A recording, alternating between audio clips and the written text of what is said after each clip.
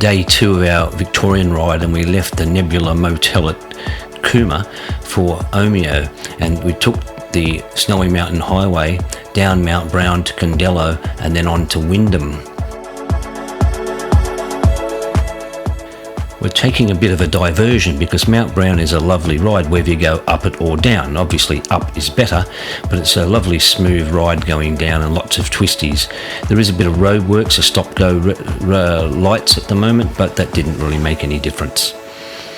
From there we hit Mogilla Road, and Mogilla Road takes you to Condelo, and this is just a lovely road with basically no cars and lovely scenery.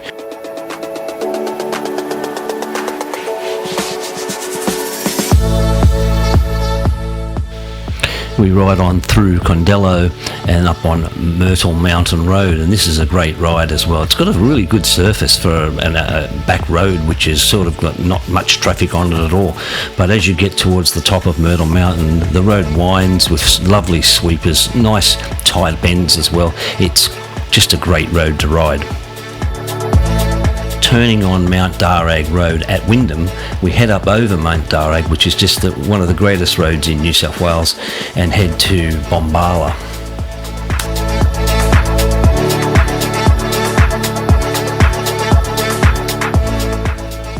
Mount Darragh Road is another one of those super twisty roads, lovely surface, particularly on the eastern side of the mountain.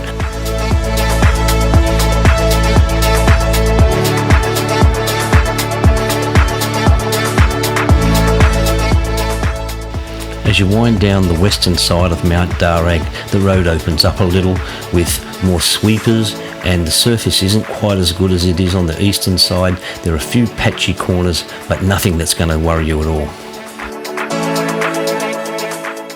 Nearing Bombala, you slow up for the tight left-hand corner to cross over the Bemboka River.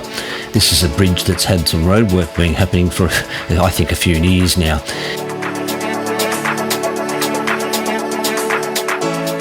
Just before you get into the main street of Bombala, make a left on Burton Street and head up to its lookout. It's quite good looking over the township. We left Bombala for Orbost, riding along the well-renowned Bonang Road. This starts out on Delegate Road, which is initially lined with nice pine trees, but after Delegate, the road deteriorates rapidly into a pothole jungle. Before long, we're on Bonang Road, where you need to make the compulsory photo stop for the 105-kilometre twisty sign. Not long after the sign, the road gets into the action. This is a highly rated road. I've ridden it many times, but I don't really rate it in my top 10. The sealing of the 12-kilometre dirt section started a few years ago, and they've actually made the section longer, repairing earlier than the 12 kilometres, and they've still got 2 sections of dirt left. Tony had a little bit of a spin there.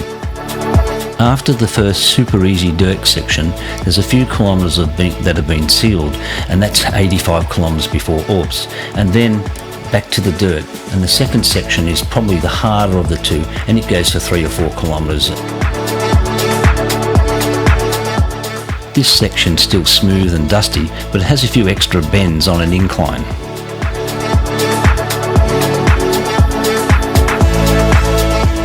Once you're back on the bitumen, you get straight back into the swing of it. The road's bends do continue for the whole 105 kilometres, that's for sure.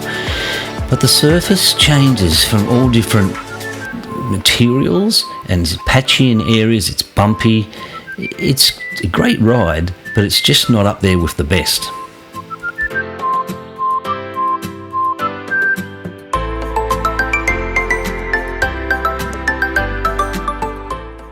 I'm always intrigued by the tree growth, how the leaves and the branches stay so close to the trunk of the tree and grow so vertical.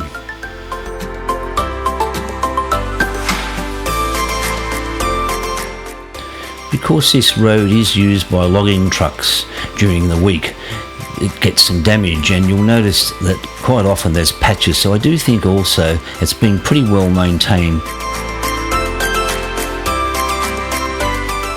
A few years ago, riding on this road, every 5 kilometres there'd be a signpost counting down 100 kilometres twisties, 95 twisties, 90 twisties, but they're all gone.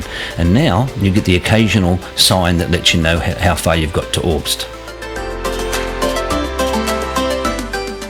It was 13 degrees when we left Cooma. It was chilly, but I love riding in the chilly conditions. But by now it was getting close to 37 degrees, which was the top for the day. So we were starting to look for a decent rest stop to have a drink of water and cool down a little.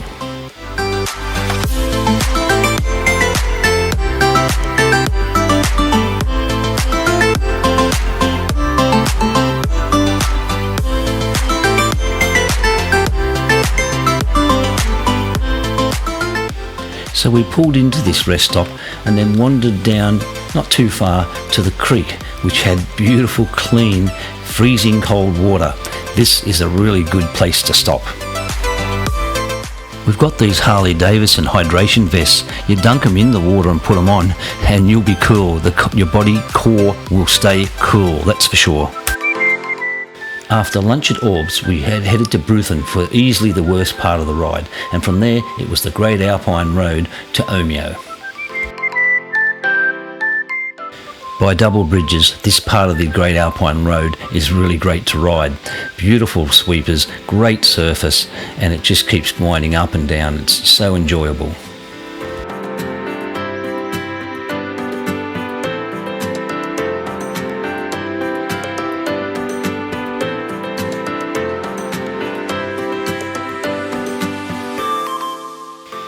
This is also a road that the Victorian government invest a lot of money in maintaining, as there was quite a lot of roadworks along the way, and the speed signs had been lowered to 80 kilometres for the duration almost to Omeo.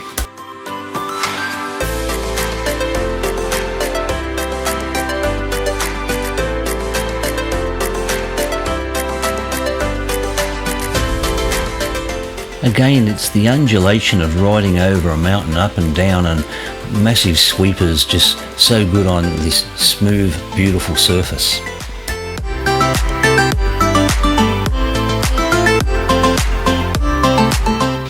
This beautiful road actually tracks along the Tambo River.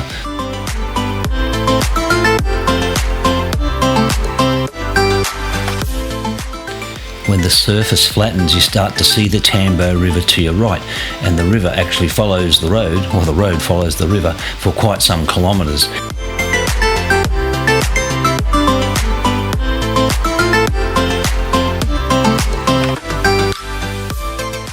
We've always liked riding through Swiss Creek, standing up, having a bit of a rest and taking in the scenery. It's a nice feeling nearing Omeo, a destination we'll be staying at for the next 3 nights. The golden age was totally booked out to a group of riders who booked out most of Omeo.